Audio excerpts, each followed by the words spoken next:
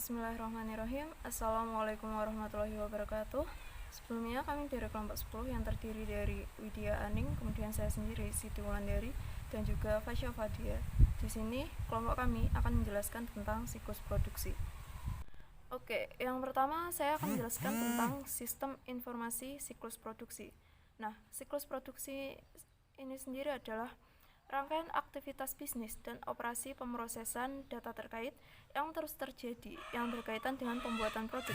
Nah, tujuan dari siklus produksi ini adalah mengotorisasi semua produksi dan perolehan aktiva tetap dengan baik, menjaga persediaan barang dalam proses dan aktiva tetap, mencatat siklus produksi yang valid dan sah, mencatat siklus produksi secara akurat, dan melakukan setiap aktivitas siklus produksi secara efisien dan efektif. Nah, keberadaan sistem informasi akuntansi sangat penting dalam siklus produksi. Dengan sistem informasi akuntansi membantu menghasilkan informasi biaya yang tepat dan waktu kerja yang jelas untuk dijadikan masukan bagi pembuat keputusan dalam perencanaan produk atau jasa yang dihasilkan. Nah, pada saat pengambilan keputusan, biasanya dibutuhkan banyak bahan informasi secara lebih rinci tentang biaya dibandingkan data yang dibutuhkan untuk membuat laporan keuangan sesuai dengan prinsip-prinsip akuntansi yang diterima umum. Jadi, dalam membuat perencanaan desain siklus produksi, ini mencakup data tentang biaya dan sumber daya yang tersedia untuk dijadikan bahan pengambilan keputusan. Nah, yang kedua ada desain produk. Nah, desain produk ini merupakan langkah pertama dalam siklus produksi.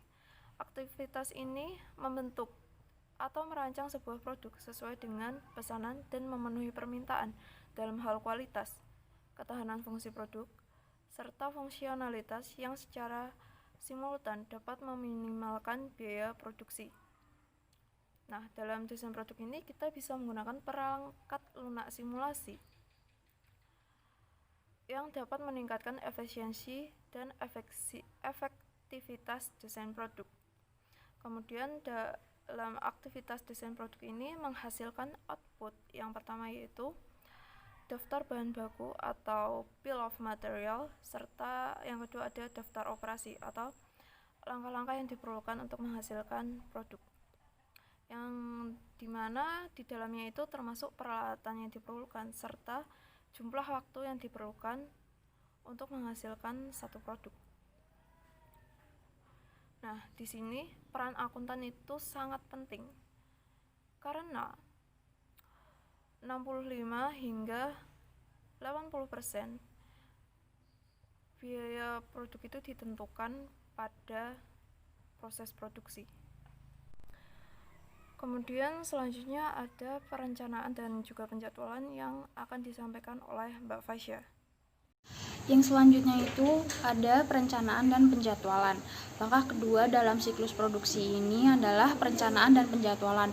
Tujuan dari siklus ini itu mengembangkan rencana produksi yang cukup efisien untuk memenuhi pesanan yang ada dan mengantisipasi permintaan jangka pendek tanpa menimbulkan kelebihan persediaan barang jadi. Nah, di dalam siklus perencanaan dan penjadwalan ini terdapat dua metode perencanaan produksi yang umum digunakan, yaitu yang pertama, perencanaan sumber daya produksi atau yang biasa disebut Manufacturing Resource Planning (MRP), dan sistem produksi just in time atau yang biasa disebut JIT. Nah, dalam sistem MRP ini sering disebut sebagai push manufacturing karena barang diproduksi sebagai ekspektasi atas permintaan pelanggan, sedangkan kalau just in time itu adalah meminimalkan atau menekankan persediaan bahan baku barang dalam proses dan barang jadi. Yang selanjutnya itu operasi produksi. Nah, langkah ketiga dalam siklus produksi ini adalah produksi aktual produk. Cara aktivitas ini dicapai sangat berbeda di berbagai perusahaan. Perbedaan tersebut berdasarkan jenis produk yang diproduksi dari tingkat otomatisasi yang digunakan. dalam proses produksi. Penggunaan berbagai teknologi informasi dalam proses produksi ini seperti mesin yang dikendalikan oleh komputer disebut sebagai CIM atau Computer Integrated Manufacturing dan SIA, Sistem Informasi Akuntansi. Di sini saya akan melanjutkan menjelaskan materi mengenai akuntansi biaya. Langkah terakhir dalam siklus produksi yaitu akuntansi biaya. Sistem informasi akuntansi biaya berfungsi untuk mengumpulkan biaya berdasarkan klasifikasi, kemudian membebankan biaya tersebut ke produk tertentu dari unit per departemen terkait. Pada tahap ini dibutuhkan keseriusan dalam pemberian nomor pada data biaya selama proses pendataan, sebab sering terjadi kesalahan pengalokasian. Sebaliknya, perhitungan biaya proses membebankan biaya ke setiap proses, dan kemudian menghitung biaya rata-rata untuk semua unit yang diproduksi. Perhitungan ini digunakan ketika produk atau jasa yang hampir sama diproduksi dalam jumlah massal dan unit terpisah tidak dapat dengan mudah diidentifikasi. Pilihan perhitungan berdasarkan pesanan atau proses hanya mempengaruhi metode yang digunakan untuk membebankan biaya-biaya tersebut ke produk, bukan pada metode pengumpulan data. Kedua sistem tersebut membutuhkan akumulasi dan 4 jenis biaya, yaitu yang pertama, bahan baku. Ketika produksi dimulai, pengeluaran permintaan bahan baku memicu debit barang dalam proses untuk bahan baku yang dikirim ke bagian produksi. Yang kedua, yaitu tenaga kerja langsung.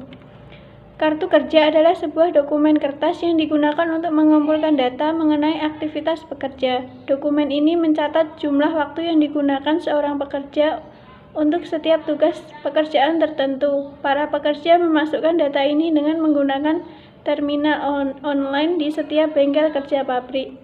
Yang ketiga yaitu mesin dan peralatan. Ketika perusahaan mengimplementasikan CIM, untuk mengotomatisasi proses produksi, proporsi yang lebih besar dari biaya produksi berhubungan dengan mesin dan peralatan yang digunakan untuk membuat produk tersebut. Yang keempat yaitu overhead pabrik. Semua biaya produksi yang tidak secara ekonomis layak untuk ditelusuri secara langsung ke pekerjaan atau proses tertentu. Materi yang selanjutnya yaitu pengendalian siklus produksi. Sistem informasi akuntansi yang didesain dengan tepat dapat memberikan pengendalian yang berarti bagi pelaksanaan siklus produksi. Pengendalian yang terkait dalam siklus produksi meliputi kegiatan adanya otorisasi yang jelas terhadap perolehan aktiva yang tepat dan produk yang dihasilkan, perlindungan terhadap persediaan barang dalam proses aktiva tetap, pencatatan terhadap transaksi siklus produksi yang dilakukan secara valid. Berdasarkan kegiatan siklus produksi, ada 4 bentuk pengendalian yang dapat dilakukan dalam siklus produksi. Yang pertama yaitu pengendalian desain produk.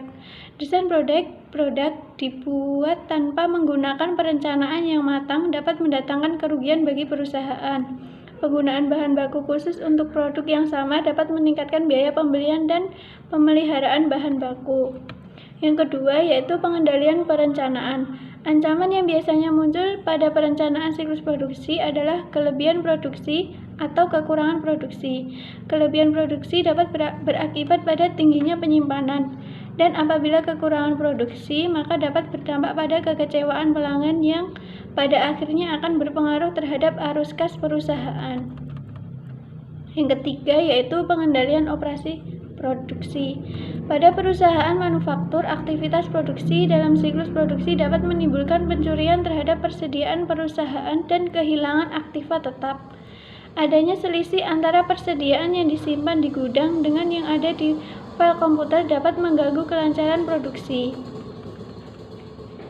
Yang keempat yaitu pengendalian akuntansi biaya. Pengendalian terhadap akuntansi biaya disebabkan karena terdapat ancaman dan pencatatan.